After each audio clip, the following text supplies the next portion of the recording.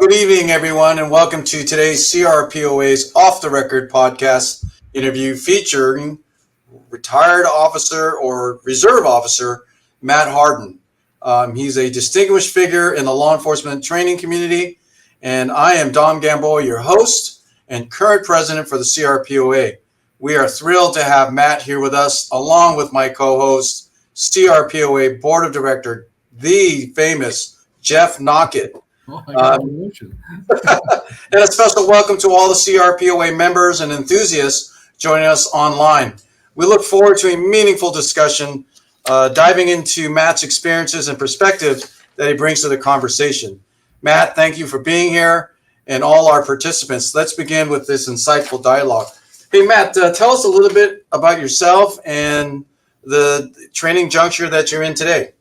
Yeah, so originally grew up in Colorado, joined the Marine Corps right out of high school, Wow. did the Marine Corps, an active duty component and a reserve component over about 11-year time span. And during that time is when the training component of any armed professional that really took off for me. It really resonated. So in 1998, I was deployed to Panama, went through a training that the Army Rangers actually put on, and some of the live fire stuff they did, I was like, man, we've never done anything like that. That was the best training I've ever seen at that time. Fast forward a little bit, same deployment. We went down to Chile and trained with the Chilean Marines. We did side-by-side training with these guys.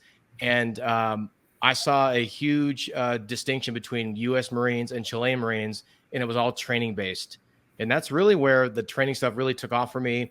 Left the Marine Corps as a sergeant in the infantry. Obviously did some training of my Marines, did, the typical, evaluations, pro and con marks, things like that. Left the Marine Corps, did my college stuff, and then joined law enforcement back in 2007.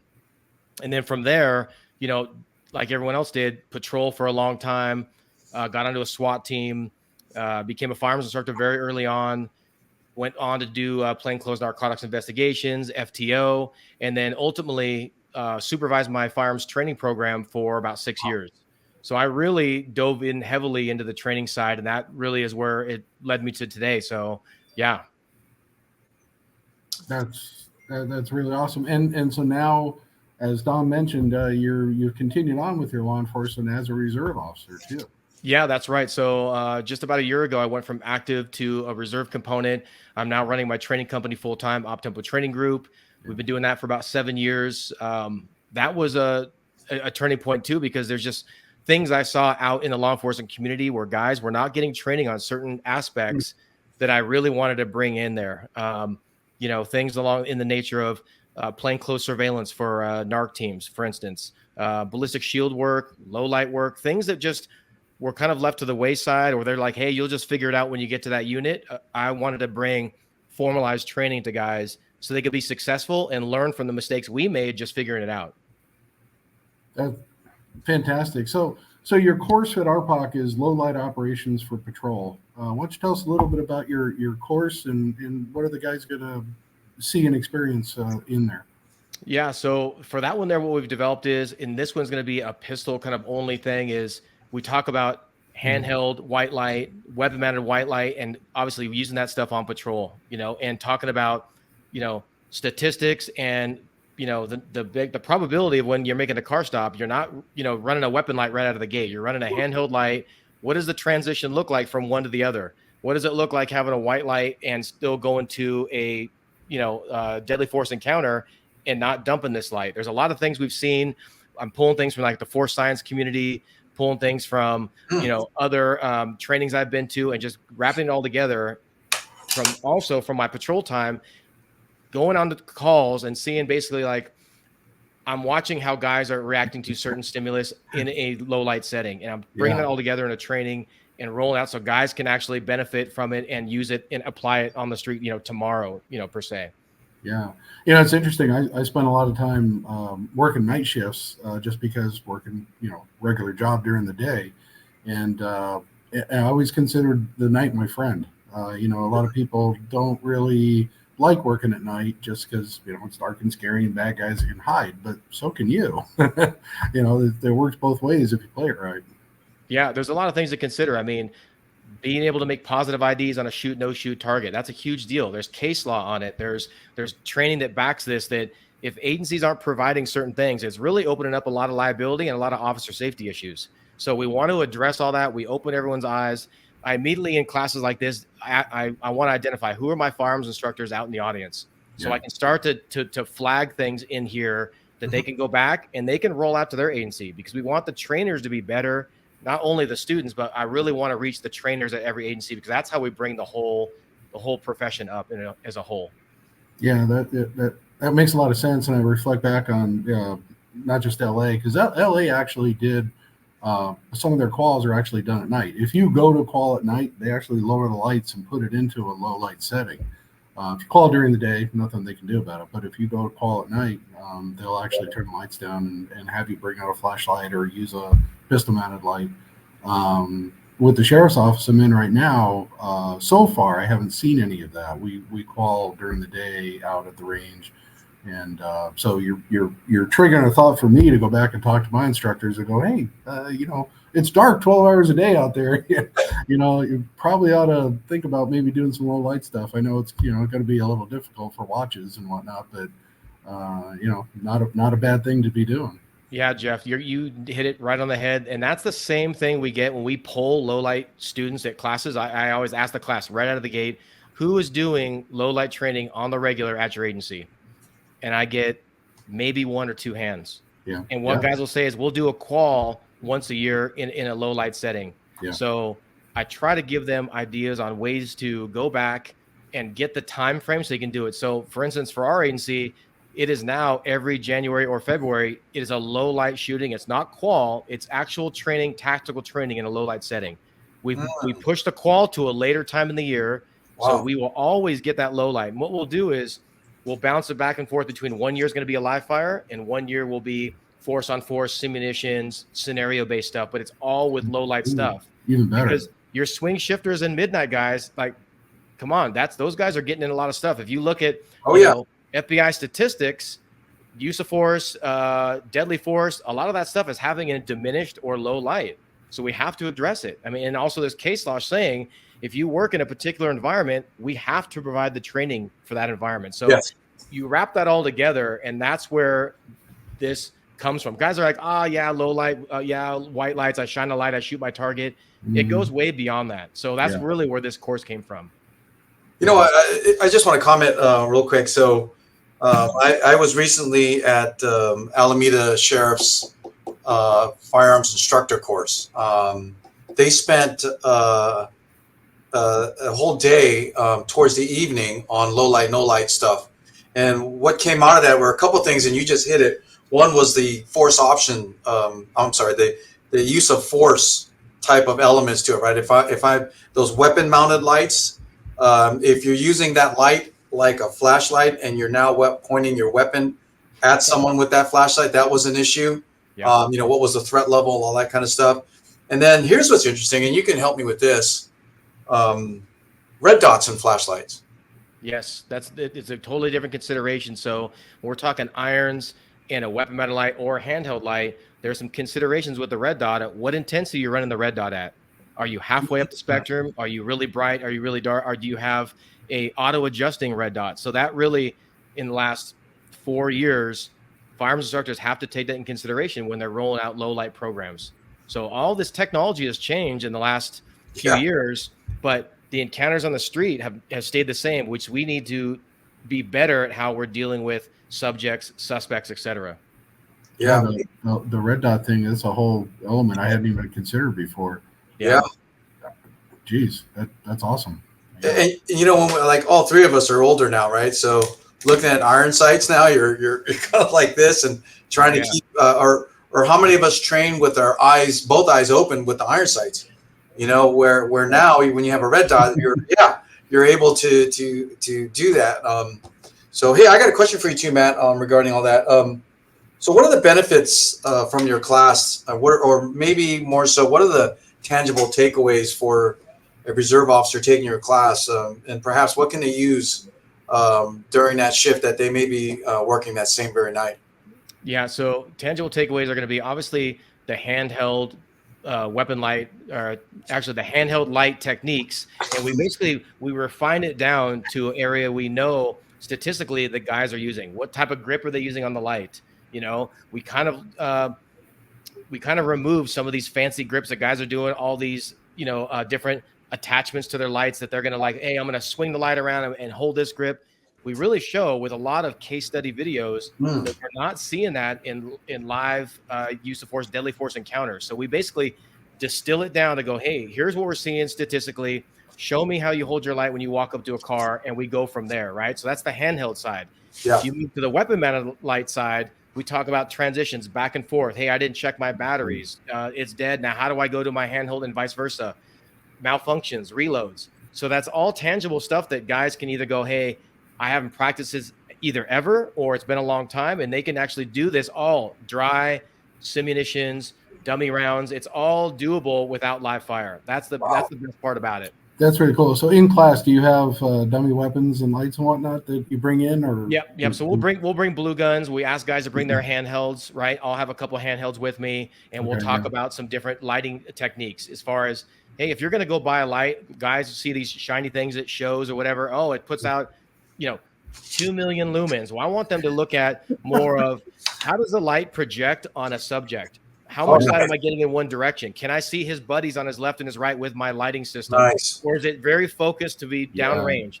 Is a rifle light the same as a pistol light due to distance? There's a bunch of distinctions there that it really gets glossed over in some training environments. That is, geez, every topic you just mentioned is just like, ding, ding, ding. I'm just, my head's going off. So I have to confess, in my training, you had to do field training when they transitioned from LA to Madera County Sheriff's, and I was out there and we had to do a building search. It was inside. It was a dance studio, so all the walls were painted black, and we had to search the building. So it was a low light situation. And prior to that, with LA, I had been a motor for 16 years. So half of my career was a motor. So a lot of that was either working during the day or one night. But I had, at LA, I had a pistol mounted light. And then I, had a pistol mounted light with me with the sheriff's office.